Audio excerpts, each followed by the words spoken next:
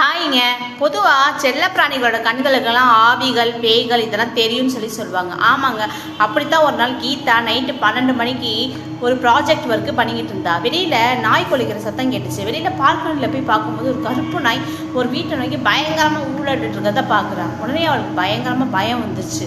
பயந்துட்டு வீட்டுக்குள்ளே உள்ளே வந்துட்டு, என்னடா இந்த நாய் இப்படி ஊழ விடுதே, சரி அதுக்கு எதுக்காவது பசிக்கும் போல இருக்கு அப்படின்னு நினச்சிட்டு மறுபடியும் படிச்சுட்டு நல்லா தூங்கிட்டா.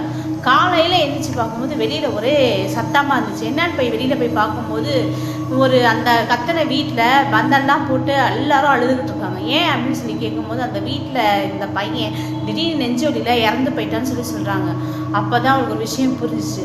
ஆஹா, நம்ம நேற்று பார்த்த சம்பவம் உண்மைதான். அந்த நாய்கள் கண்களுக்கெல்லாம் அமானுஷம் தெரியும், அதனால தான் அது ஊழையிட்டு இருக்கு, சாகதை முன்கூட்டியே அது சொல்லியிருக்கு அப்படின்னு சொல்லி ரொம்பவே பயந்து போயிட்டாங்க. உங்களுக்கு இந்த ஸ்டோரி பிடிச்சதா மறக்காம என் சேனலை சப்ஸ்கிரைப் பண்ணுங்க, ஷேர் பண்ணுங்க, கமெண்ட் பண்ணுங்க. பாய்.